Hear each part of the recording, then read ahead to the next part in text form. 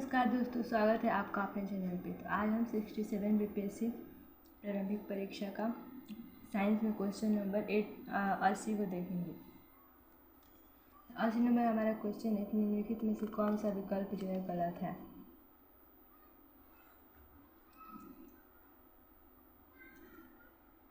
नाभिक के अंदर प्रोटॉनों और इलेक्ट्रॉनों की उपस्थिति के कारण परमाणु विद्युत रूप से उदासीन होता है। इलेक्ट्रॉन ऋण आवेशित होते हैं तथा इनका द्रव्यमान नगण्य होता है। परमाणु संख्या एक तत्व के परमाणु में प्रोटॉनों की संख्या है।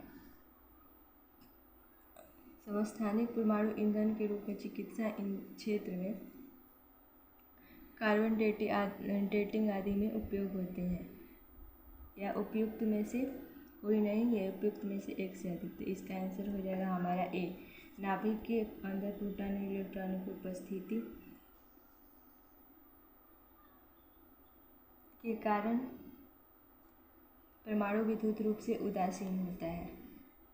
ठीक है, और हम लोग इसका एक्सप्लेनेशन देखते हैं। तो हर परमाणु जो होता है नाभिक से बना है, और नाभिक जो है आम तौर पर एक या एक से अधिक न्यूट्रॉन और प्रोटॉनों की समान संख्या से बना है। प्रोटॉन और न्यूट्रॉन न्यूक्लियन कहलाता है। परमाणु के द्रव्यमान का 99.94% से अधिक भाग जो नाभिक में होता है। प्रोटॉन पर जो सकारात्मक विद्युत आवेश होता है। इलेक्ट्रॉन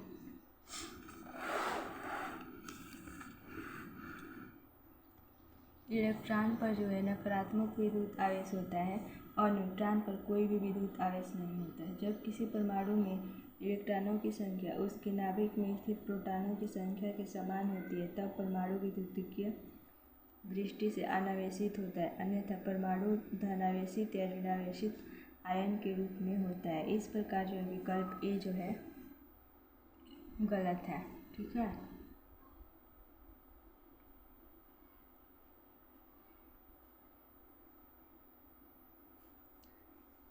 क्वेश्चन नंबर 81 को देखेंगे। निम्नलिखित में से गलत कथन का चयन कीजिए। इसमें कौन सा कथन गलत है इसको देखना है। ठीक है,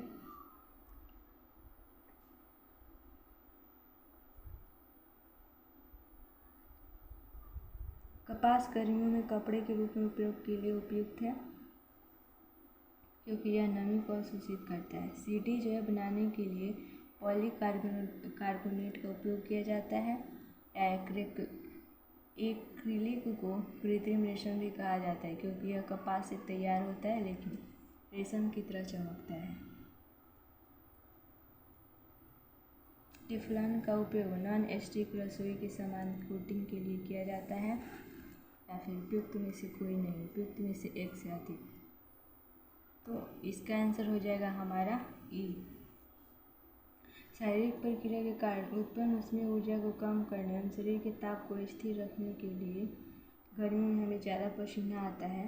वाष्पीकरण की गुप्त ऊष्मा के बराबर उसमें ऊर्जा जो है हमारे शरीर से अवशोषित होती है, जिससे शरीर को शीतलता मिलती है। कपास जो है निर्मित कपड़ों में जल का अवशोषण अधिक होता है, इसलिए हमारा पसीना हमें इससे जो है अवशोषित होकर वायुमंडल में आसानी से वाष्पीकृत हो जाता है। इस प्रकार जो है इसलिए गर्मियों में हम सूती कपड़े उपयुक्त लगते हैं।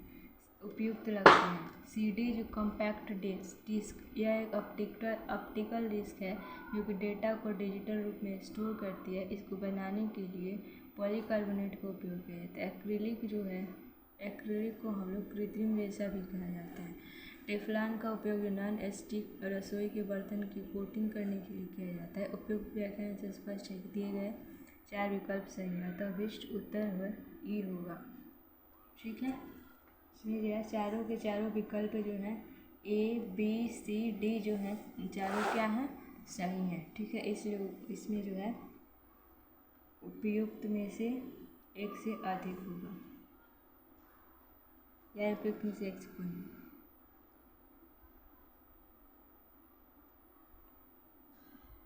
नेक्स्ट क्वेश्चन है हमारा कि ग्रेफाइट और हीरे के बारे में निम्नलिखित में से कौन सा कथन सत्य है।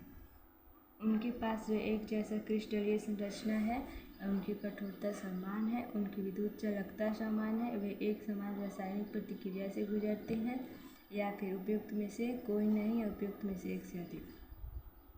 तो इसका आंसर जो हमारा डी होगा।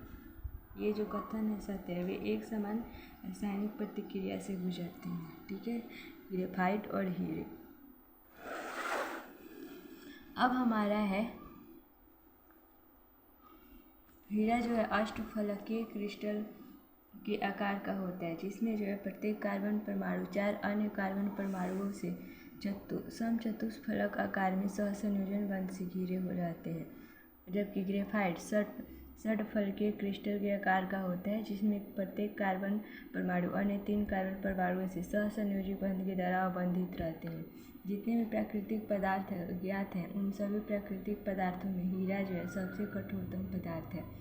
जबकि ग्रेफाइट जो है मुलायम तथा स्पर्श में चिकना और फिसलन युक्त होता है। हीरा जो है विद्युत का कुचालक होता है, जबकि ग्रेफाइट है ऊष्मा तथा विद्युत दोनों का ही सुचालक होता है।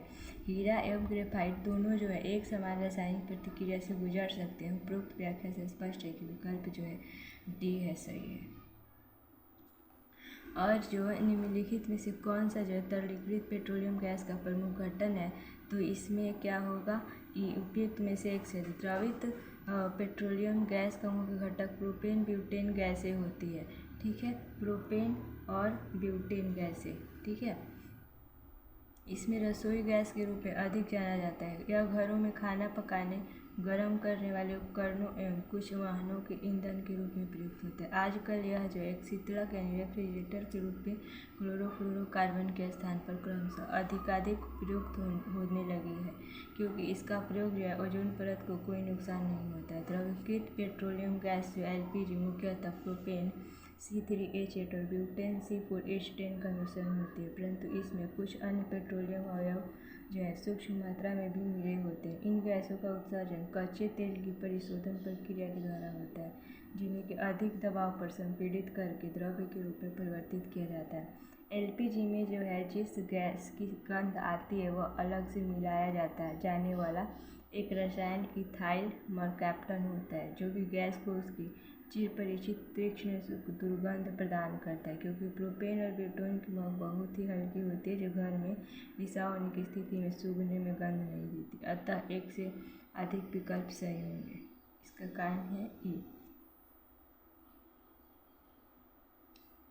कौन सा जो तरलीकृत पेट्रोलियम गैस का प्रमुख घटक है, तो प्रोपेन। और पानी जो है मिट्टी से जड़ों की जिस भौतिक प्रक्रिया की तरह गुजरता है उसे क्या कहते हैं, उसे जो है हम लोग डी यानी कि प्रासरण कहते हैं। ठीक है, प्रासरण।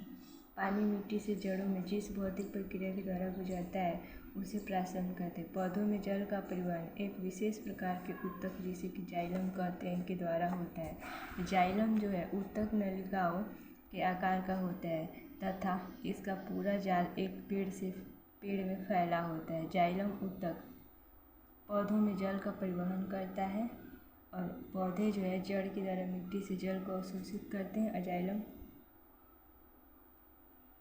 जाइलम ऊतक में जो है जल का परिवहन एक ही ओर होता है, अर्थात जाइलम ऊतक के द्वारा जल को जड़ से पौधों के विभिन्न भागों तक पहुंचाया जाता है। जब जड़ों में ज़्यादा सांद्रता होती है तो पानी जो है पेड़ में आ जाता है। पानी आने से पेड़ की कोशिकाएं फूल जाती है।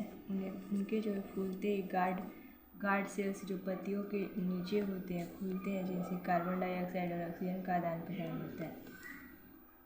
पौधों में प्रासरण की भूमिका। पौधों में प्रासरण की क्या भूमिका है? मूल रोमों के द्वारा भूमि से जल अवशोषण पौधों में प्रासरण के द्वारा होता है। जल का अवशोषण से जो होता है पादप कोशिका में परासरण के द्वारा स्फीति अवस्था निर्मित होती है। पौधों के विभिन्न भागों में जो है एवं कोशिकाओं में परासरण के द्वारा जल अवशोषण से पादप कोशिकाओं में जो है परासरण के द्वारा स्फीति अवस्था निर्मित होती है। पौधों के विभिन्न भागों एवं कोशिकाओं में परासरण के द्वारा जल का वितरण होता है। नवजात कोशिकाओं में वृद्धि परासरण दाब एवं स्फीति दाब के द्वारा होती है।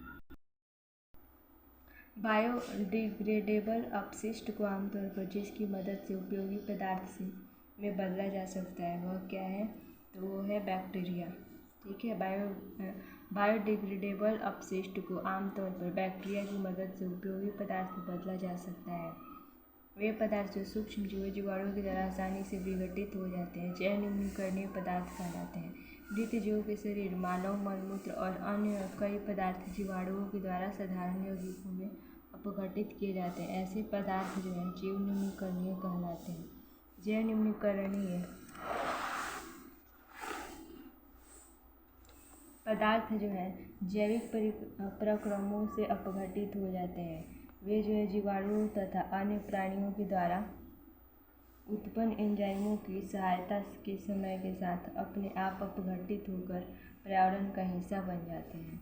रात के समय जो है यह सलाह दी जाती है कि पेड़ के नीचे न सोएं, क्योंकि पेड़ जो है कार्बन डाइऑक्साइड को मुक्त करता है। ठीक है, इसलिए कहा जाता है कि रात को पेड़ के नीचे नहीं सोना चाहिए।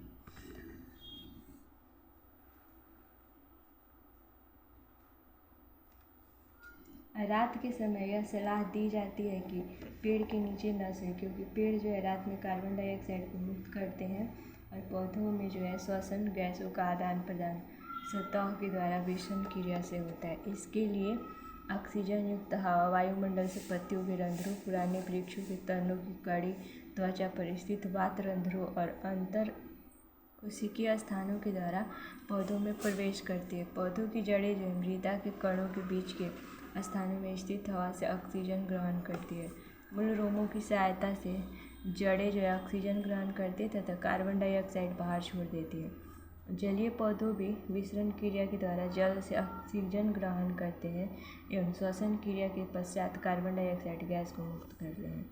दिन में जो है श्वसन से निकली कार्बन डाइऑक्साइड गैस का उपयोग पौधे प्रकाश संश्लेषण की क्रिया में करते हैं। अतः कार्बन डाइऑक्साइड गैस की जगह ऑक्सीजन रंध्रों से निकलती है, क्योंकि रात्रि में प्रकाश संश्लेषण की प्रक्रिया संपन्न नहीं होती है। अतः श्वसन से कार्बन डाइऑक्साइड गैस रंध्रों से बाहर निकलती है। यही कारण है कि रात्रि में पेड़ों के नीचे नहीं सोना चाहिए। नेक्स्ट क्वेश्चन है कि कीटभक्षी पौधे जो है मिट्टी में किसकी कमी से उगते हैं? तो इसका आंसर हो जाएगा सी यानी कि नाइट्रोजन। कीटभक्षी पौधे जिस मृदा में उगते हैं उसमें नाइट्रोजन की कमी होती है। ये अपनी नाइट्रोजन की आवश्यकता कीटों को पकड़ करके तथा उनका पाचन करके पूरा करते हैं। इस कार्य के लिए उसमें विशेष पोषण विधियाँ विकसित होती है। अतः ये जो पौधे आंशिक रूप से विविध पोषी होते हैं। कौन? कीटभक्षी जो है पौधे विविध पोषी होते हैं। ठीक है।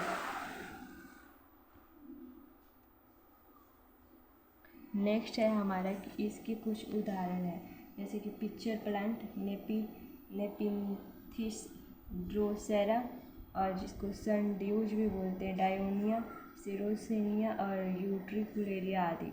छायादार और अंधेरे स्थलों में उगने के कारण उन्हें प्रकाश संश्लेषण का पर्याप्त अवसर नहीं मिलता है, इसलिए वे जो है पोषण के लिए कीट पर निर्भर करते हैं। वे कुछ विटामिनों का संश्लेषण स्वयं नहीं कर पाते हैं तथा अपने के द्वारा पचाए हुए कीटों पर निर्भर करते हैं। वे जो हैं जीवित जीवाश्म के रूप में जैव विकास की उस अवस्था में ठहरे हुए हैं जहाँ कि वे स्वकोशी तथा परपोषी के बीच की कड़ी हैं।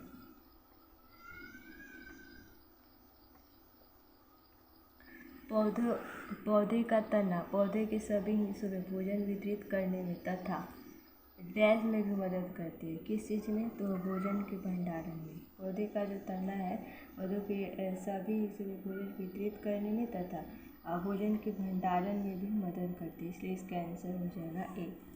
पौधे का तना जो है पौधों के सभी हिस्सों में भोजन वितरित करने में तथा भोजन के भंडारण में भी मदद करती है। पौधे के ऊपर जमीन के बाहर वाले भाग को तना कहते हैं, यानी कि पौधे का वह भाग जो भूमि के ऊपर भूमि के प्रांकुर से विकसित होकर पृथ्वी के गुरुत्वाकर्षण के विपरीत प्रकाश की ओर बढ़ता है, तना कहलाता है। इससे जो है शाखाएं, पत्ते, फूल और फल उत्पन्न होते हैं।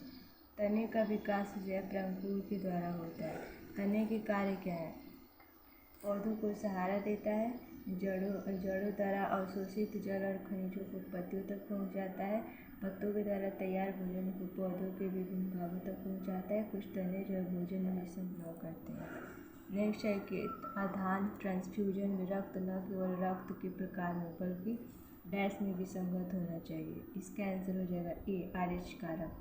ठीक है। आधान ट्रांसफ्यूजन में, आधान का मतलब होता है ट्रांसफ्यूजन, रक्त न केवल रक्त के प्रकार में बल्कि आरएच कारक भी संगत होना चाहिए।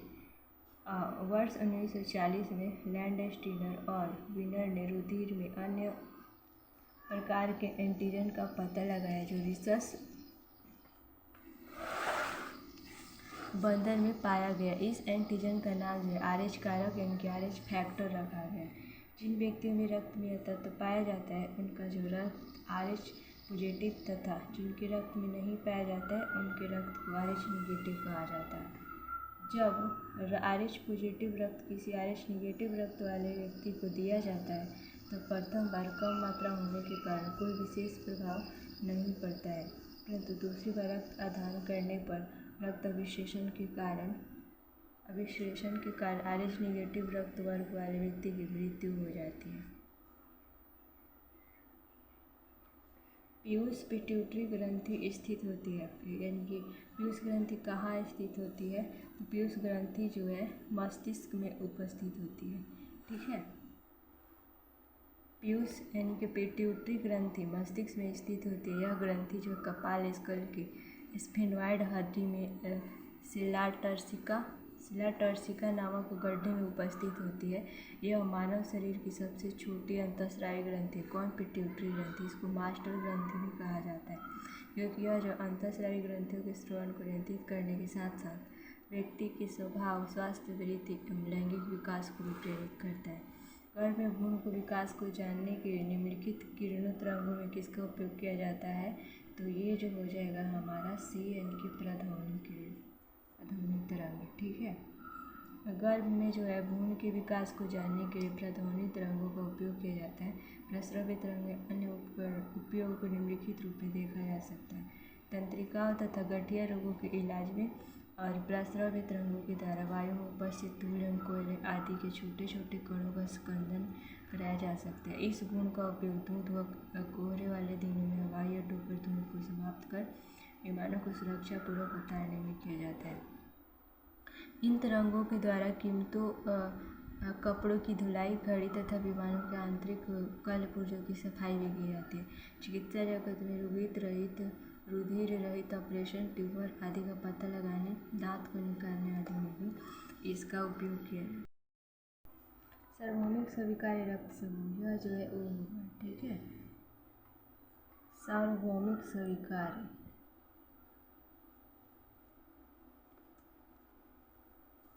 इसका आंसर ए भी कैसे देखते हैं। सार्वभौमिक जो है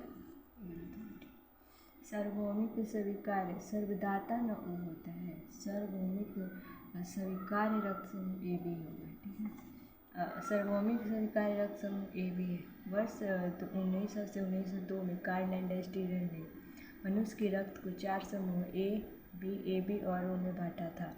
मनुष्य में जो है रक्त की विभिन्नता का कारण लाल रक्त कण आरबीसी में पाई जाने वाली ग्लाइकोप्रोटीन है, जिसे कि एंटीजन कहते हैं। एंटीजन वे पदार्थ होते हैं जो प्रतिपिंड प्रतिरक्षा के निर्माण को उद्दीपित करता है तथा प्रतिरक्षा तंत्र को प्रवर्तित करते हैं।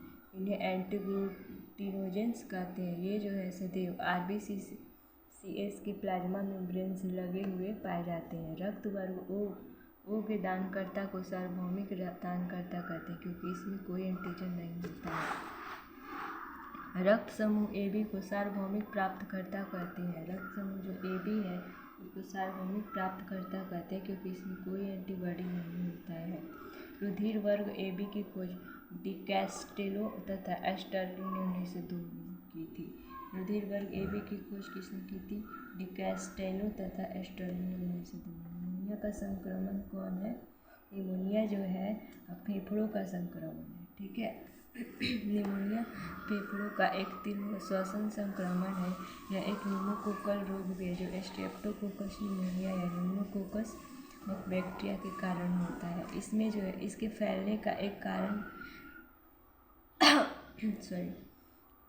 नहीं है। यह जो हवा में बैक्टीरिया, वायरस या कवक से विकसित हो सकता है। यह संक्रामक है और खांसने या छींकने से भी फैल सकता है। कौन सा बीमारी? निमोनिया। तो हम लोग गणित और मानसिक योग्यता का जो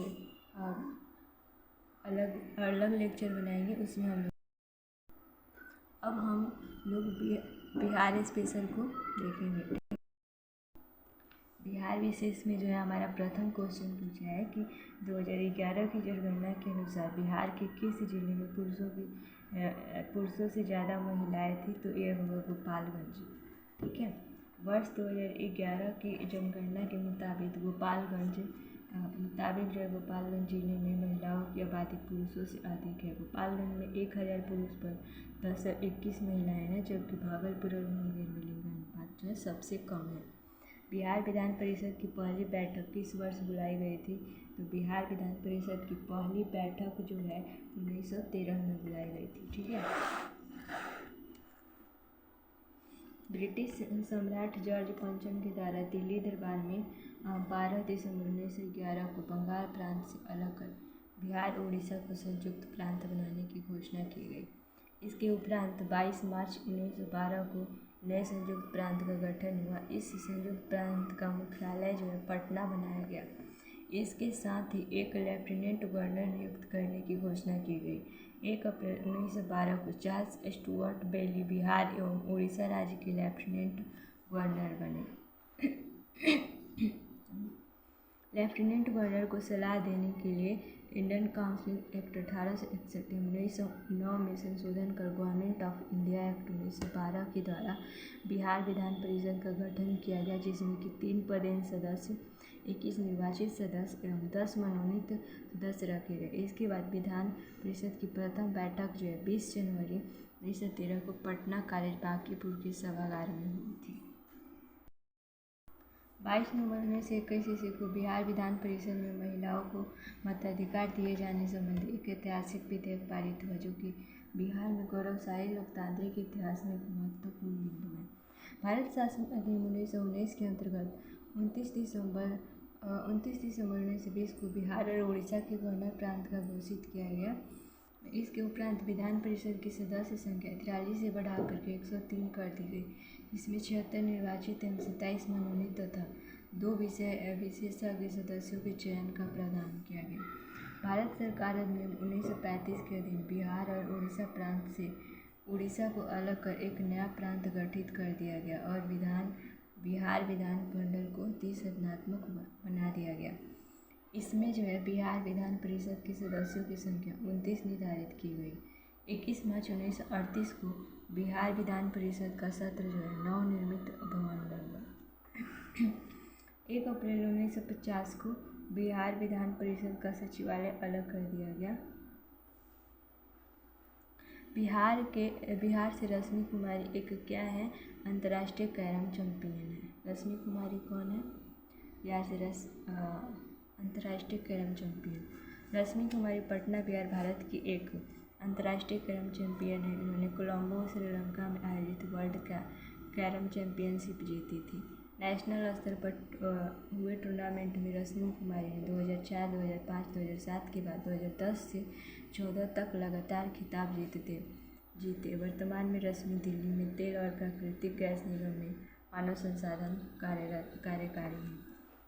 बिहार सरकार को डिजिटल इंडिया अवार्ड 2020 किस लिए दिया गया था? बिहार सरकार को डिजिटल इंडिया अवार्ड 2020 यह जो है कोविड-19 लॉकडाउन के दौरान बिहार से बाहर फंसे लोगों को सेवाएं प्रदान करने के लिए बिहार सरकार को डिजिटल इंडिया अवार्ड दिया गया। डिजिटल इंडिया अवार्ड 2020 में बिहार के मुख्यमंत्री सचिवालय, राष्ट्रीय सूचना विज्ञान केंद्र और आपदा प्रबंधन विभाग को संयुक्त रूप से महामारी श्रेणी से विजेताओं के रूप में चुना गया है। इससे पहले उत्तर प्रदेश खाद्य और नागरिक आपूर्ति विभाग ने डिजिटल शासन में उत्कृष्टता श्रेणी के तहत डिजिटल इंडिया अवार्ड 2020 जीता था। बिहार विधानसभा में अनुसूचित जाति उम्मीदवार के लिए कितनी सीटें आरक्षित हैं? तो 38 सीटें आरक्षित है बिहार विधानसभा के अनुसूचित जनजाति उम्मीदवारों के लिए। ये जो है बिहार विधानसभा की कुल 243 सीटों में 38 सीटें जो है अनुसूचित जाति और 2 सीटें अनुसूचित जनजाति वर्गों के लिए आरक्षित है। संविधान के अनुच्छेद 332 राज्य की विधानसभा में अनुसूचित जाति में अनुसूचित जनजाति वर्ग के आरक्षण से संबंधित है, जबकि अनुच्छेद 330 के तहत लगभग लोकसभा ने सुप्रीम कोर्ट SC/ST के सदस्यों को जनसंख्या के अनुपात में प्रतिनिधित्व दिया जाता है। दावा है कि लोकसभा में संविधान के अनुच्छेद 334A के तहत SC/ST वर्ग के आरक्षण की अवधि को बढ़ाने की व्यवस्था है। बिहार के पंचायत निकाय में महिलाओं को 50% आरक्षण किस वर्ष प्रदान किया गया था? तो 2006 में 50% आरक्षण बिहार की महिलाओं को प्रदान किया गया था। बिहार सरकार द्वारा 73वें संविधान संशोधन के तहत स्थापित पंचायती राज व्यवस्था में महिलाओं को 50% आरक्षण वर्ष 2006 में दिया गया, ताकि महिलाओं को राजनीतिक मैदान में लाया जा सके। बिहार देश का पहला राज्य था जहाँ की पंचायती राज में महिलाओं को 50% आरक्षण दिया गया। वर्तमान में 21 राज्यों में महिलाओं को 50% आरक्षण पंचायती राज में दी हुई है। ठीक है, पंचायती राज मंत्रालय के अनुसार भारतीय संविधान के भाग 9 के अनुच्छेद 243 क से 9 तक की ये पंचायती राज वर्णित है। 11वीं अनुसूची पंचायत राज से संबंधित है। कुल 29 विषय हैं जिन पर पंचायतों के द्वारा कार्य किया जाता है। पंचायती राज व्यवस्था की शुरुआत जवाहरलाल नेहरू ने 2 अक्टूबर 1959 को राजस्थान के नागौर जिले में किया था। झारखंड बनाने के लिए बिहार को किस वर्ष विभाजित किया गया था? तो झारखंड बनाने के लिए बिहार को 2000 में विभाजित किया गया था। झारखंड को बिहार से अलग या विभाजन 15 नवंबर 2000 को भगवान बिरसा मुंडा के जन्म दिवस के अवसर पर किया गया था। यह बिहार का दूसरा विभाजन था। इसके पहले बिहार का पहला विभाजन 1936 ईस्वी में उड़ीसा को अलग करके किया गया था। बिहार में वर्ष 2021 से 22 के लिए पेश किए गए बजट में प्रस्तावित नया मंत्रालय किस पर केंद्रित है? तो यह कौशल और उद्यमिता विकास पर केंद्रित है। बिहार में वर्ष 2021-22 के लिए पेश किए गए जो बजट में प्रस्ताव नया मंत्रालय है, कौशल और उद्यमिता विकास पर केंद्रित है। ठीक है, बिहार में वर्ष 2021-22 के लिए पेश किए गए बजट में प्रस्तावित नया मंत्रालय कौशल उद्यमिता विकास से संबंधित था। इसके अंतर्गत औद्योगिक प्रशिक्षण संस्थानों ITI पॉलिटेक्निक को समाहित किया जाएगा। उद्यमिता को बच्चों के पाठ्यक्रम का हिस्सा बनाया जाएगा, जिससे कि राज्य में उद्यमिता संस्कृति और विकसित हो सके। युवाओं को अपना व्यवसाय अथवा उद्योग लगाने के लिए प्रोत्साहित किया जाएगा, ताकि वे स्वयं उद्यमी बने तथा साथ में दूसरों को भी रोजगार दे सके। बिहार में मानव विकास उप मिशन के अंतर्गत कितने विभाग शामिल हैं? तो 7 विभाग शामिल हैं मानव विकास उप मिशन के अंतर्गत। बिहार में मानव विकास मिशन का प्रारंभ वर्ष 2011 में किया गया था। इसका उद्देश्य है कि राज्य का सर्वांगीण विकास हो।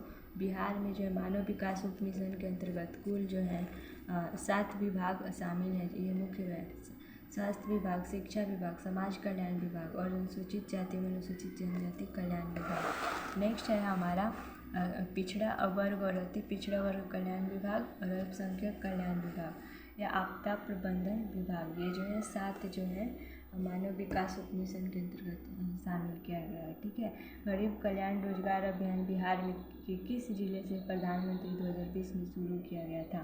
तो यह खगड़िया से। ठीक है, गरीब कल्याण रोजगार अभियान बिहार के खगड़िया जिले में प्रधानमंत्री के 2020 में शुरू किया गया था। और प्रधानमंत्री नरेंद्र मोदी के द्वारा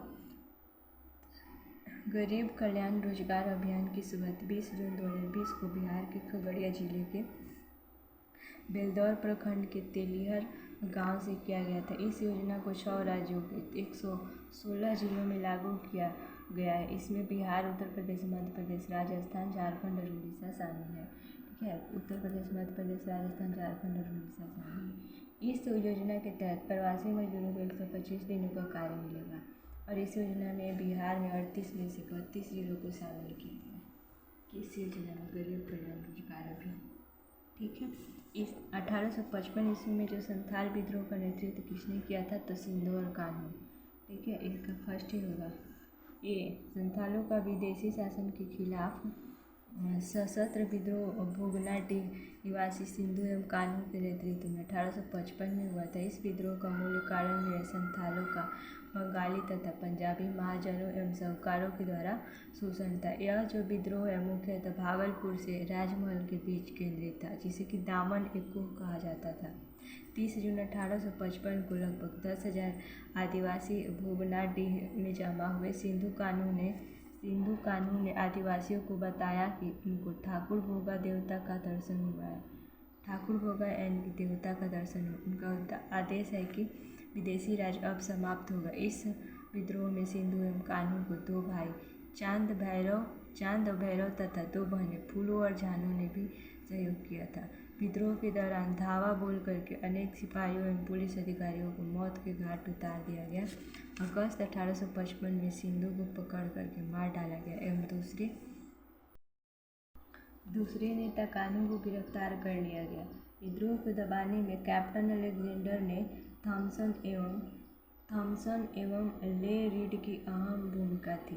विद्रोह के बाद 1855 में 37वें अधिनियमानुसार संथाल क्षेत्र को एक नॉन रेगुलेशन जिला घोषित किया गया एवं उनका नाम जो है संथाल परगना पड़ा। प्रशासन हेतु संथाल माझी प्रथा को मान्यता दे दी गई। गांधी जी को चंपारण आने का आमंत्रण किसने दिया था? तो गांधी जी को चंपारण आने का आमंत्रण जो है राजकुमार शुक्ल ने दिया था। गांधी जी को चंपारण आने का आमंत्रण राजकुमार शुक्ल ने दी थी। 1916 में कांग्रेस के वार्षिक अधिवेशन लखनऊ में भाग लेने गांधी जी आए थे। वहीं पर गांधी जी से चंपारण के नील किसान और कॉलेज में अध्यापक राजकुमार शुक्ल से मुलाकात हुई। राजकुमार शुक्ल ने चंपारण के तिनकटिया पर था, जहाँ गरीब किसानों को खेतों के 3/20 भाग पर नील उगाने के लिए प्रताड़ित किया जाता था। गांधी जी को अवगत कराया गया। अंततः 10 अप्रैल 1917 को राजकुमार शुक्ल एवं गांधी जी की मुलाकात कलकत्ता में हुई।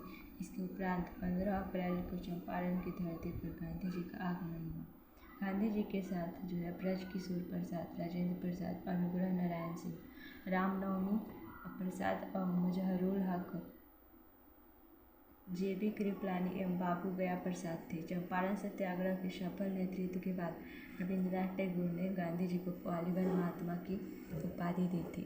1913 ईस्वी में पटना में जो अनुशीलन समिति की एक शाखा की स्थापना किसने की थी?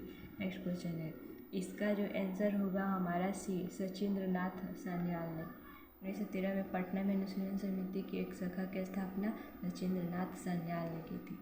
1913 ईस्वी में सचिंद्रनाथ सान्याल ने पटना में अनुशीलन समिति की एक शाखा की स्थापना की थी। उस समय जो है पटना का BN कॉलेज क्रांतिकारी विचारधारा का केंद्र बन चुका था। बिहार में जो है क्रांतिकारी विचारधारा के आरंभिक नेताओं में डॉक्टर ज्ञानेंद्रनाथ, केदारनाथ बनर्जी और बाबाजी ठाकुर दास थे। 1906 में बाबाजी ठाकुर दास ने पटना में रामकृष्ण सोसाइटी की स्थापना की थी और मदरलैंड नामक क्रांतिकारी विचार वाला समाचार पत्र का प्रकाशन भी प्रारंभ किया था। ढाका अनुशीलन समिति के कुछ सदस्य भागलपुर में सक्रिय थे। इनमें रेवती नाग सरप्रमुख थे। बिहार समाजवादी पार्टी 1931 का गठन इन्होंने किया था। बिहार समाजवादी पार्टी का गठन किसने किया था? तो इसका आंसर हो जाएगा हमारा भी, फूलन प्रसाद वर्मा और जयप्रकाश नारायण।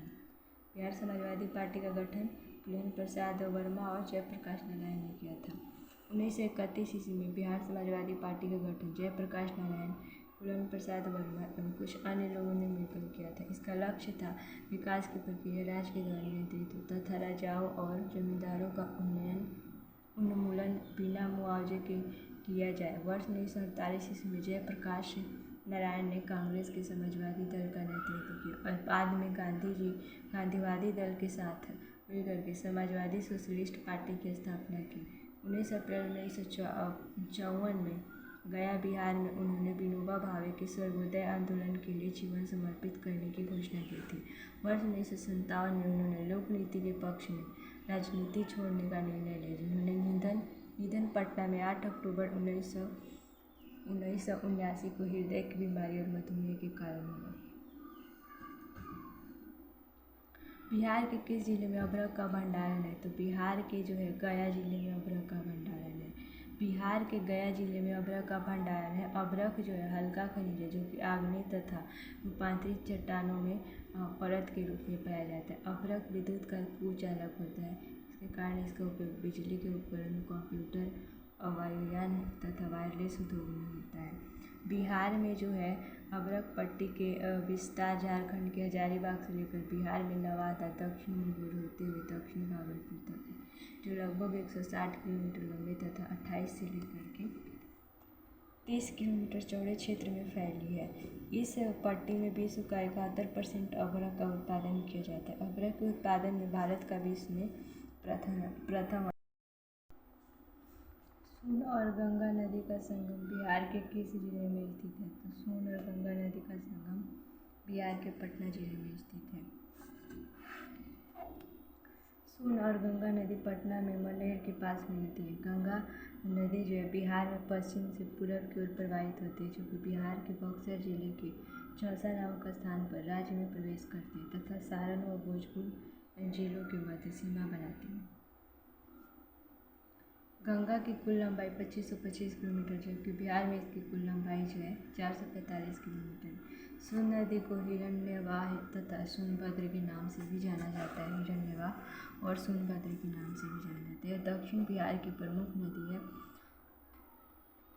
उसका जो है उद्गम मध्य प्रदेश के अमरकंटक से होता है। यह भ्रंश घाटी से प्रवाहित होती है तथा मध्य प्रदेश, उत्तर प्रदेश, झारखंड से होते हुए रोहतास जिले में बिहार में प्रवेश करती है और पटना के पास मनेर नामक स्थान पर गंगा में मिलती है।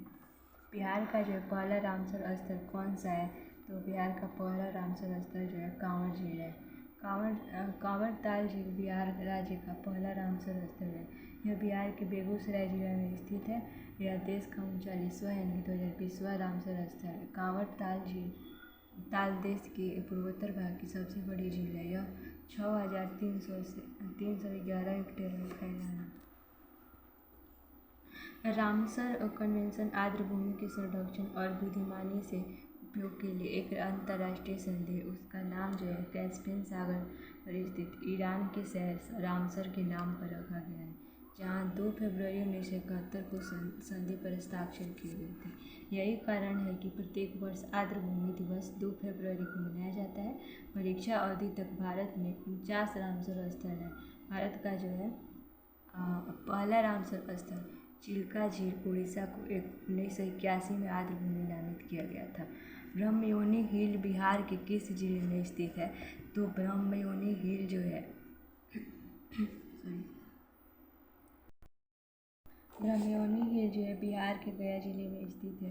गया के दक्षिण में स्थित है ब्रह्मयोनी पहाड़ी गया का जो सबसे ऊंचा पहाड़ है। इसका जो है नाम इस पहाड़ के शीर्ष पर एक प्राकृतिक विखंडन के नाम पर रखा गया, जिससे माना जाता है कि वह महिला शक्ति या ब्रह्मयोनि का प्रतीक है, जिसकी आराधना भी की जाती है। इस मंदिर का निर्माण मराठा बालाजी पंडित के द्वारा कराया गया था।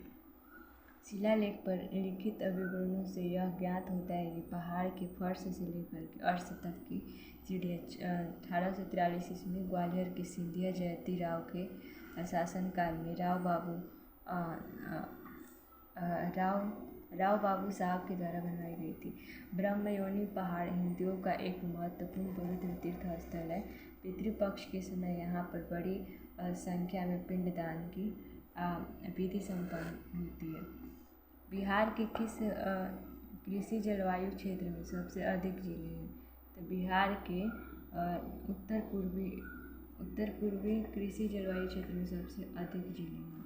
बिहार के जो है उत्तर पश्चिम कृषि जलवायु क्षेत्र में सबसे अधिक 13 जिले हैं। मिट्टी के लक्षण, वर्षा और तापमान एवं भूभाग के आधार पर बिहार में 4 प्रमुख कृषि जलवायु प्रदेश की पहचान की गई है, जो निम्न है। उत्तर पश्चिम जो रोड मैदान जून फर्स्ट सर्वाधिक 13 जिले, पश्चिमी चंपारण, पूर्वी चंपारण, सिवान, सारण, सीतामढ़ी, सीहोर, वैशाली, मुजफ्फरपुर, मधुबनी, दरभंगा, समस्तीपुर, गोपालगंज और बेगूसराय है। बिहार में जो है कृषि और ग्रामीण विकास के लिए किस प्रकार के बैंक स्थापित करने का प्रस्ताव है? तो बिहार में कृषि और ग्रामीण विकास के लिए किस प्रकार के बैंक स्थापित करने का प्रस्ताव प्रस्ताव है? तो कृषि यंत्र बैंक। बिहार में कृषि और ग्रामीण विकास के लिए कृषि यंत्र बैंक स्थापित करने का प्रस्ताव है। कृषि विभाग की 2021 की घोषणा के अनुसार राज्य के 13 जिलों में सरकार के द्वारा 328 कृषि यंत्र बैंकों की स्थापना की जाएगी। इन यंत्र बैंकों की स्थापना बिहार के नवादा, कटिहार, बेगूसराय, शेखपुरा, अररिया, खगड़िया, पूर्णिया, गया, औरंगाबाद, बांका, जमुई, मुजफ्फरपुर और सीतामढ़ी जैसे आकांक्षी जिलों में की जाएगी। कृषि यंत्र बैंकों के लिए सरकार 80% अनुदान देगी, जिसकी अधिकतम सीमा 8 लाख रुपए तय की गई है। इसके अतिरिक्त पटना एवं मगध प्रमंडल में 25 स्पेशल कस्टम हायरिंग सेंटर भी बनाने का प्रावधान किया गया है। 2019 में बिहार के मानव विकास सूचकांक का मान था, कितना था? 2019 में बिहार के मानव विकास सूचकांक का मान तो 0.574 था। ठीक है। मानव विकास सूचकांक 2019 के अनुसार बिहार का क्रम भारत में 36वां तथा मानव विकास सूचकांक मान 0.574 था। मानव विकास सूचकांक विभिन्न देशों के सामाजिक एवं आर्थिक विकास के स्तर को मापता है। मानव विकास सूचकांक जीवन प्रत्याशा, शिक्षा और प्रति व्यक्ति आय के आधार पर मापा जाता है। बिहार का जो है मानव विकास सूचकांक में खराब स्थिति होने के निम्न कारण, जैसे कि स्वास्थ्य पर प्रति व्यक्ति प्रति वर्ष 520 रुपये खर्च करता है, तो शिक्षा पर प्रति व्यक्ति 2267 रुपया खर्च करता है। ठीक है। जबकि राष्ट्रीय औसत स्वास्थ्य पर जो है 1987 रुपया, वही शिक्षा पर 5970 है। बिहार सरकार शिक्षा पर जीडीपी का 5.2%, जबकि स्वास्थ्य पर जीडीपी का 1.95% ही खर्च कर पाती है। 2021-22 के दौरान बिहार के राजकोषीय घाटा किस प्रकार अनुमानित है? तो 22,511 करोड़। 2021-22 के दौरान बिहार में राजकोषीय घाटा जो है 22,511 करोड़ रुपये अनुमानित है, जो कि जीएसडीपी का 2.97% के बराबर है। संशोधित अनुमानों के अनुसार जो है 2020-21 में राजकोषीय घाटा जीएसडीपी का 6.77% है, जो कि 2.97% से काफ़ी अधिक है। डिजिटल बिहार कार्यक्रम के तहत कौन से छात्र जो है 2021-22 से कंप्यूटर शिक्षा और प्रशिक्षण प्राप्त करेंगे? तो इसका आंसर हो जाएगा हमारे भी 6ठी कक्षा के सभी छात्र। ठीक है। अब हम देखते हैं डिजिटल जो है बिहार कार्यक्रम के अंतर्गत कक्षा 6 और उससे ऊपर की कक्षाओं के विद्यार्थियों को 2021 से 22 से कंप्यूटर शिक्षा और प्रशिक्षण मिलेगा। राज्य सरकार राष्ट्रीय शिक्षा नीति 2020 को लागू करने और 2035 तक उच्च शिक्षा में सकल दाखिला अनुपात को बढ़ाकर 50% करने के लिए कदम उठा रही है। 5वें वित्त आयोग की सिफारिशों के अनुसार 2021 से 26 तक केंद्रीय करों के विभाज्य पूल में बिहार को कितना हिस्सा प्राप्त है? तो इसका आंसर हो जाएगा क्यों? तो देखिए, 15वें वित्त आयोग के सिफारिशों के अनुसार 2021 से 26 तक केंद्रीय करों के विभाजन पूल में बिहार का हिस्सा जो है 4.21% है, जो कि 14वें वित्त आयोग के में बिहार का जो हिस्सेदारी केंद्रीय करों के विभाज्य पूल में 4.06% था। अतः विकल्प ई इनमें से कोई नहीं होगा। 15वें वित्त आयोग के सिफारिशों के आधार पर राज्यों की हिस्सेदारी को 42% से घटाकर 43% कर दिया गया। यह जो 1% की कटौती की गई है, उसका प्रयोग जो है लद्दाख एवं जम्मू कश्मीर केंद्र शासित प्रदेशों के अवसंरचना विकास में खर्च किया जाएगा। 1917 के चंपारण सत्याग्रह में कौन संबंधित नहीं है? तो 1917 ईस्वी के चंपारण सत्याग्रह में जो है राम मनोहर लोहिया ये संबंधित नहीं है। क्यों नहीं है? तो 1917 ईस्वी के चंपारण सत्याग्रह में से जो है राम मनोहर लोहिया संबंधित नहीं है। चंपारण सत्याग्रह जो है गांधी जी के नेतृत्व में बिहार के चंपारण जिले में सन 1917 में हुआ था। गांधी जी के नेतृत्व में भारत में किया गया। यह जो है पहला सत्याग्रह था। अंग्रेज बगान मालिकों से चंपारण के किसानों को एक अनुबंध करा लिया था, जिसमें उन्हें अपनी जमीन के 3/20वें भाग पर नील की खेती करना अनिवार्य। नील की बाजार में गिरावट आने से जो है कारखाने बंद होने लगे। अंग्रेजों ने किसानों की मजबूरी का लाभ उठा करके लगान बढ़ा दिया। इसी के फलस्वरूप विद्रोह प्रारंभ हो गया। महात्मा गांधी ने अंग्रेजों के इस अत्याचार को चंपारण के किसानों का उद्धार कराया। इसका परिणाम यह हुआ कि बिहार वालों के लिए वे देव तुल्य बन गए। कौन? महात्मा गांधी। यहाँ उनके साथ आंदोलन में प्रमुख थे डॉक्टर राजेंद्र प्रसाद, श्री कृष्ण सिंह, अनुग्रह नारायण सिंह, जनकधारी प्रसाद और ब्रज किशोर प्रसाद थे। 1857 ईस्वी के विद्रोह के नेता कुंवर सिंह किस स्थान से संबंधित थे? तो ये जो है जगदीशपुर से संबंधित थे। 1857 ईस्वी के विद्रोह के नेता कुंवर सिंह जगदीशपुर आरा जिला नामक स्थान से संबंधित थे। जगदीशपुर आरा बिहार में वहाँ के प्रमुख जमींदार कुंवर सिंह ने 1857 के विद्रोह के समय विद्रोह का झंडा फहराया। अदम्य साहस, वीरता और सेनानायक जैसे आदर्श गुणों के कारण 1857 के विद्रोह के समय कुंवर सिंह को बिहार का सिंह कहा गया। उन्होंने विद्रोह के मशाल को रोहतास, मिर्जापुर, रीवा, बांदा तथा लखनऊ तक फहराया। अपने जीवन के अंतिम युद्ध में उन्होंने अंग्रेजों को भारी क्षति के साथ परास्त किया। साथ ही युद्ध में जख्मी हो जाने के कारण 26 अप्रैल 1858 को मृत्यु को प्राप्त हुई। भारत छोड़ो आंदोलन के दौरान इनमें से कौन से हजारीबाग जेल से फरार हुए थे? 130वां क्वेश्चन है। ठीक है, तो इसमें हो जाएगा हमारा जयप्रकाश नारायण। भारत छोड़ो आंदोलन के दौरान हजारीबाग जेल से जयप्रकाश नारायण जो है फरार हो गए थे। राजेंद्र प्रसाद को पटना के बांकीपुर जेल, जबकि जयप्रकाश नारायण को गिरफ्तार करके हजारीबाग सेंट्रल जेल में रखा गया था। कालांतर में जेल की दीवार को हाथ करके जयप्रकाश नारायण फरार हो गए तथा 1942 के आंदोलन में भूमिगत होकर के आज़ाद दास्ता का गठन किया था। नेक्स्ट है हमारा, उन्होंने स्वतंत्रता संग्राम के दौरान हथियारों के उपयोग को सही समझा। जयप्रकाश नारायण इन्होंने नेपाल जाकर के आज़ाद दस्ते का गठन किया और उन्हें प्रशिक्षण दिया। उन्हें पंजाब में चलती ट्रेन में सितंबर 1943 में गिरफ्तार कर लिया गया। 16 महीने बाद जनवरी 1945 में उन्हें आगरा जेल में स्थानांतरित कर दिया गया। इसके उपरांत जो है गांधी जी ने यह साफ कर दिया था कि डॉक्टर लोहिया और जेपी की रिहाई के बिना अंग्रेज सरकार से कोई समझौता नामुमकिन है। दोनों को अप्रैल 1946 को आज़ाद कर दिया गया। 1948 में उन्होंने कांग्रेस के समाजवादी दल का नेतृत्व किया और बाद में गांधीवादी दल के साथ मिलकर के समाजवादी सोशलिस्ट पार्टी की स्थापना की। 19 अप्रैल 1954 में गया, बिहार में उन्होंने विनोबा भावे के सर्वोदय आंदोलन के लिए जीवन समर्पित करने की घोषणा की। 1957 में उन्होंने लोकनीति के पक्ष में राजनीति छोड़ने का भी निर्णय लिया था। भारतीय राष्ट्रीय कांग्रेस की 1922 ईस्वी में आयोजित गया अधिवेशन के अध्यक्ष कौन थे? 131वां क्वेश्चन है, तो इसका आंसर हो जाएगा हमारा ए, यानी कि चित्तरंजन दास। भारतीय राष्ट्रीय कांग्रेस के 1922 में आयोजित गया अधिवेशन के अध्यक्ष जो है चित्तरंजन दास थे। भारतीय राष्ट्रीय कांग्रेस के 1922 ईस्वी में गया अधिवेशन के अध्यक्ष CR दास थे। चित्तरंजन दास का जन्म जो है 5 नवंबर 1870 कोलकाता में हुआ और इनकी मृत्यु जो है 16 जून 1925 ईस्वी को हुई थी। ये महान स्वतंत्रता सेनानी थे जिनका जीवन भारतीय स्वतंत्रता आंदोलन में युगांतकारी था। चित्तरंजन दास को प्यार से देशबंधु, देश के मित्र कहा जाता था।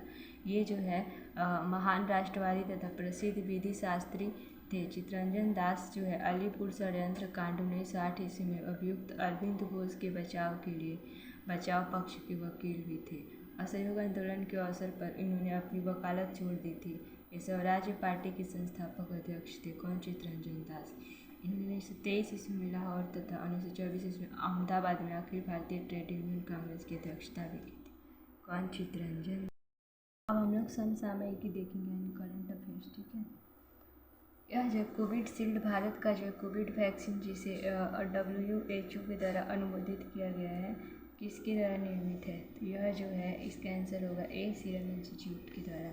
सीरम इंस्टीट्यूट पुणे महाराष्ट्र के द्वारा निर्मित ऑक्सफोर्ड एस्ट्राजेनेका कोविड-19 कोड नाम है AZD1222 टीक का जो विपणन कोविशील्ड नाम से किया जाता है। इस वायरल वेक्टर वैक्सीन को चिंपांजी के एडेनोवायरस को संशोधित करके बनाया गया है, जिसे कि इंट्रामस्कुलर इंजेक्शन के द्वारा दिया जाता है। सीरम इंस्टीट्यूट की स्थापना 1966 में साइरस एस पूनावाला के द्वारा की गई थी।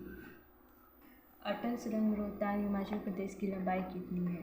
तो इसका जो आंसर हो जाएगा हमारा पे 9.02 किलोमीटर। सामरिक रूप से महत्वपूर्ण अटल सुरंग हिमालय की पूर्वी पीर पंजाब श्रेणी में समुद्र तल से करीब 3000 मीटर की ऊंचाई पर हिमाचल प्रदेश के रोहतांग में स्थित 9.02 किलोमीटर लंबी एकल ट्यूब सुरंग है। दुनिया की सबसे लंबी राजमार्ग सुरंग है। सभी मौसम में खुली रहने वाली अटल सुरंग का उद्घाटन प्रधानमंत्री ने 3 अक्टूबर 2020 को किया था। इस सुरंग के खुल जाने से मनाली और लेह के बीच की दूरी 46 किलोमीटर कम हो गई। यह सुरंग अब साल भर मनाली, कुल्लू, स्पीति घाटी से जोड़े रखेगी। भारत की प्रमुख सुरंग कौन कौन से हैं? एक अटल सुरंग जो कि रोहतांग सुरंग है। भारत की प्रमुख सुरंग अटल सुरंग, पीर पंजाब रेलवे और doctor Shyam Prasad Mukherjee road tunnel, जो कि चिनानी नासरी और पट्टनी टॉप या फिर श्यामा टनल है। ठीक है, यह जो है अटल सुरंग यह रोहतांग हिमाचल प्रदेश, इसकी लंबाई जो है 9.02 किलोमीटर है और विशेषता ऊंचाई पर स्थित सबसे लंबी सुरंग है। अटल सुरंग के ऊंचाई पर स्थित सबसे लंबी सुरंग है। पीर पंजाल रेलवे जो सुरंग है और सबसे लंबी रेलवे सुरंग है, 2013 में बनी थी। पीर पंजाल समुद्र जम्मू कश्मीर। और जो है doctor Shyama Prasad Mukherjee road tunnel जो है चिनानी जम्मू कश्मीर, इसकी जो लंबाई है 9.34 है और इसकी विशेषता क्या है? यह सबसे लंबी सड़क सुरंग है, 2017 में बनी थी। अब हम लोग देखते हैं सेंट्रल विस्टा प्रोजेक्ट संदर्भित करता है। सेंट्रल विस्टा प्रोजेक्ट संदर्भित करता है यह जो है, इसका आंसर हो जाएगा बी। एक आम केंद्रीय सचिवालय के साथ एक नई संसद, प्रधानमंत्री, उपराष्ट्रपति के आवासों का निर्माण 2019 में शुरू। सेंट्रल विस्टा प्रोजेक्ट के तहत राष्ट्रपति भवन से इंडिया गेट तक राजपथ के आसपास बने सरकारी भवनों का पुनर्निर्माण या पुनरुद्धार किया जाना है। सेंट्रल विस्टा प्रोजेक्ट के तहत नया त्रिकोणीय संसद भवन, कॉमन केंद्रीय सचिवालय और 3 किलोमीटर लंबे राजपथ का पुनर्निर्माण के साथ इस नए आवासीय परिसर में प्रधानमंत्री और उपराष्ट्रपति के आवास के अलावा सभी मंत्रालय और विभागों को समायोजित करने के लिए नए कार्यालय भवन का निर्माण किया जाना है। सेंट्रल विस्टा प्रोजेक्ट की अनुमानित लागत जो है 20,000 करोड़ रुपए रखी गई है। इस प्रोजेक्ट को 2024 तक पूरा करने का लक्ष्य रखा गया है। नए संसद भवन का काम टाटा प्रोजेक्ट्स लिमिटेड के द्वारा किया जा रहा है। वर्तमान संसद भवन का उद्घाटन 1927 ईस्वी में हुआ था। इसे लुटियंस और बेकर के द्वारा डिजाइन किया गया था। राष्ट्रपति भवन को एडविन लुटियंस द्वारा डिजाइन किया गया था और सचिवालय इसमें, जिसमें कि उत्तर और दक्षिण दोनों ब्लॉक शामिल है, को हॉवर्ड बेकर के द्वारा डिजाइन किया गया था। 2021 के लिए नेक्स्ट क्वेश्चन है 135। 2021 के लिए अखिल भारतीय फुटबॉल महासंघ men's player of the year का पुरस्कार जीतने वाले भारतीय फुटबॉलर कौन है? तो ये हो जाएगा संदेश झिंगन। ठीक है, 2021 के लिए अखिल भारतीय फुटबॉल महासंघ men's player of the year का पुरस्कार जीतने वाले भारतीय फुटबॉलर संदेश झिंगन है। संदेश ने 2015 में गुवाहाटी में सीनियर राष्ट्रीय टीम में पदार्पण किया और तब से भारत के लिए 40 मैच खेले, जिसमें चार गोल किए। उन्होंने 2014 में AIFF men's emerging player of the year का अवार्ड जीता है। ओलंपिक 2021 में भारत के लिए स्वर्ण पदक किस खेल में जीता गया था? ओलंपिक 2021 में भारत के लिए स्वर्ण पदक भाला फेंक में जीता गया था। ओलंपिक 2021 आधिकारिक नाम टोक्यो ओलंपिक 2020 में भारत के नीरज चोपड़ा ने ट्रैक एंड फील्ड में जो है भाला फेंक स्पर्धा में पहला स्वर्ण पदक जीता। नीरज चोपड़ा ने 87.58 मीटर लंबा भाला फेंक कर एक पदक हासिल किया था। और नीरज व्यक्तिगत स्तर पर स्वर्ण पदक जीतने वाले अभिनव बिंद्रा के बाद दूसरे भारतीय हैं। टोक्यो ओलंपिक 2020 में भारत ने एक स्वर्ण, 2 रजत और 4 कांस्य पदक के साथ कुल 7 पदक जीते और पदक तालिका में 48वें स्थान पर रहा। टोक्यो ओलंपिक 2021 में भारत ने कितने पदक जीते हैं? तो इसमें जो है 19 पदक जीते हैं। टोक्यो पैरालंपिक 2021 में भारत ने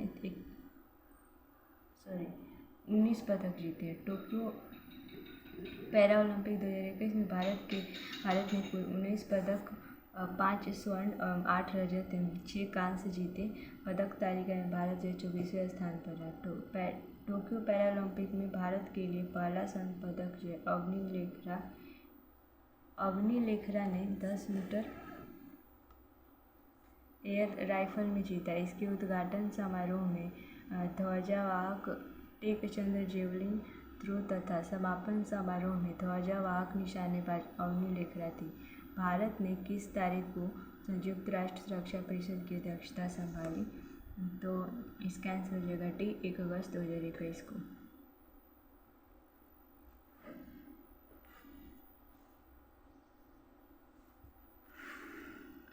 इसका एक्सप्लेनेशन देते हैं। भारत ने अगस्त माह के लिए 1 अगस्त 2021 को संयुक्त राष्ट्र सुरक्षा परिषद की अध्यक्षता संभाली। उल्लेखनीय है कि संयुक्त राष्ट्र सुरक्षा परिषद की अध्यक्षता हर महीने बदलती है। यह अंग्रेजी के अल्फ़ाबेटिकल ऑर्डर में किया जाता है। भारत से पहले फ्रांस सुरक्षा परिषद की अध्यक्षता कर रहा था।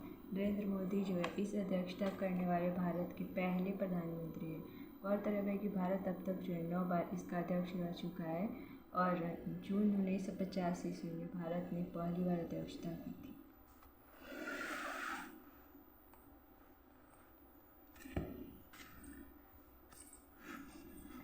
जब अमेरिका ने अफगानिस्तान से अपने सैनिकों को निकाला तो काबुल छोड़ने वाला अंतिम अमेरिकी सैनिक कौन था? जब अमेरिका ने अफगानिस्तान से अपने सैनिकों को निकाला तो काबुल छोड़ने वाला अंतिम अमेरिकी सैनिक जो था मेजर जनरल क्रिस डोनहू था। ठीक है, लगभग 2 दशक से ज़्यादा चली लंबी जंग के बाद अमेरिका राष्ट्रपति जो बाइडेन के निर्देश पर 30 अगस्त 2021 को अफगानिस्तान से अपने सभी सैनिकों को वापस बुला लिया गया। काबुल छोड़ने वाले अंतिम जो अमेरिकी सैनिक मेजर जनरल क्रिस डोना थे। वह अमेरिका सेना की 82वीं एयरबोर्न डिवीज़न के कमांडिंग जनरल हैं। वह जो है C-17 ग्लोबमास्टर विमान में सवार होकर काबुल एयरपोर्ट से निकले थे। किस फ्रांसीसी कंपनी ने भारत को राफेल लड़ाकू जेट की आपूर्ति की? तो फ्रांसीसी कंपनी डसाल्ट एविएशन ने भारत को राफेल लड़ाकू जेट विमान की आपूर्ति की है। सितंबर 2016 में सरकार की तरफ हस्ताक्षरित 59,000 करोड़ रुपए के सौदे के हिस्से के रूप में 36 राफेल विमानों में से 5 राफेल फाइटर जेट जुलाई 2020 में अम्बाला एयरबस पर उतरे। 3 सिंगल सीटर और 2 ट्विन सीटर एयरक्राफ्ट वाला यह बेड़ा भारतीय वायुसेना की 17वीं स्क्वाड्रन का हिस्सा है, जिसे कि गोल्डन एरो के नाम से भी जाना जाता है। रूस से सुखोई जेट आयात किए जाने के 23 वर्ष बाद राफेल भारत का पहला बड़ा लड़ाकू विमान है। राफेल जो है एक ट्विन इंजन और मल्टी रोल लड़ाकू विमान है, जिसे कि डसाल्ट एविएशन द्वारा 2001 में डिजाइन और निर्मित किया गया। फ्रांस, मिस्र और कतर के बाद भारत चौथा देश है जिसने राफेल को अपने बेड़े में शामिल किया है। गलवान घाटी में भारतीय और चीनी सैनिकों के बीच झड़प कब हुई थी? तो गलवान घाटी में भारतीय सैनिकों और चीनी सैनिकों के बीच जो है जून 2020 में झड़प हुई थी।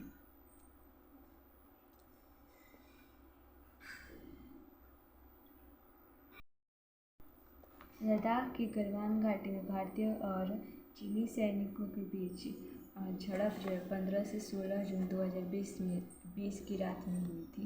इस झड़प में 16वीं बिहार रेजिमेंट के कमांडिंग ऑफिसर समेत भारतीय सेना के 20 जवानों की मौत हो गई थी।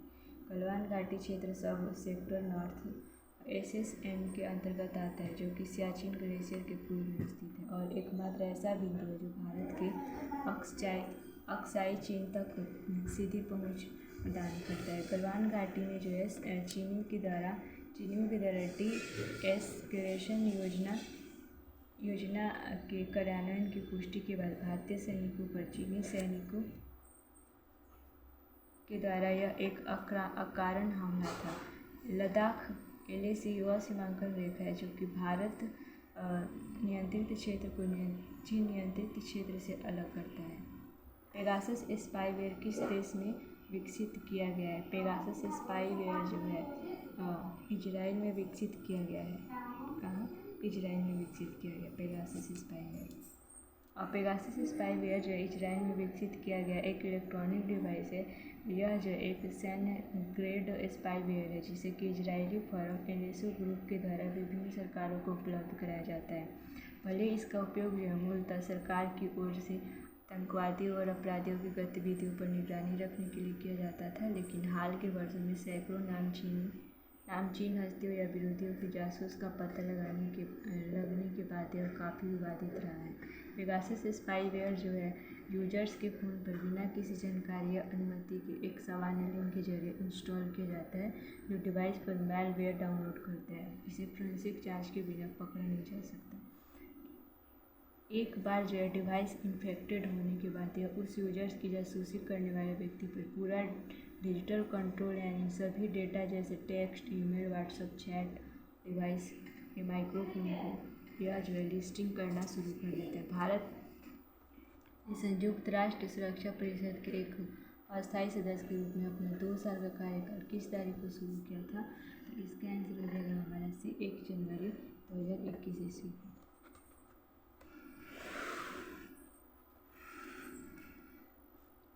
भारत ने संयुक्त राष्ट्र सुरक्षा परिषद के अस्थायी सदस्य के रूप में अपने 2 साल का कार्यकाल 1 जनवरी 2021 को शुरू किया था। भारत जो 8वीं बार संयुक्त राष्ट्र सुरक्षा परिषद का अस्थायी सदस्य बना है। गौरतलब है कि भारत जब पहली बार 30 सितंबर 1948 को अस्थायी सदस्य के रूप में चुना गया था। संयुक्त राष्ट्र सुरक्षा परिषद के कुल 15 देश हैं। इनमें से जो है 5 अमेरिका, रूस, फ्रांस, ब्रिटेन और चीन है अस्थायी सदस्य हैं, जबकि हर साल जो है संयुक्त राष्ट्र महासभा 2 साल के कार्यकाल के लिए 5 अस्थायी सदस्यों का चुनाव करती है। किस देश ने भारत को स्पुतनिक 5 कोविड वैक्सीन का निर्यात किया था? तो यह जो है रूस ने, ठीक है, जो कि स्पुतनिक 5 जो है वैक्सीन को रूस ने गैमलिया रिसर्च इंस्टीट्यूट ऑफ एपिडेमियोलॉजी एवं माइक्रोबायोलॉजिकल के द्वारा विकसित किया गया। 14 मई 2021 को डॉक्टर रेड्डीज लेबोरेटरीज ने घोषणा की थी कि उसने भारत में स्पुतनिक 5 लॉन्च किया। स्पुतनिक 5 की पहली खुराक जो है हैदराबाद में दी गई थी। जो बाइडेन ने पदभार ग्रहण किया था। जो बाइडेन जो है कौन से राष्ट्रपति पदभार ग्रहण करने वाले? तो ये जो है अमेरिका के 46वें राष्ट्रपति बने थे, ठीक है। 20 जनवरी 2021 को जो बाइडेन ने अमेरिका के 46वें राष्ट्रपति के रूप में शपथ ली। उन्होंने कमला हैरिस के बाद पद की शपथ ली।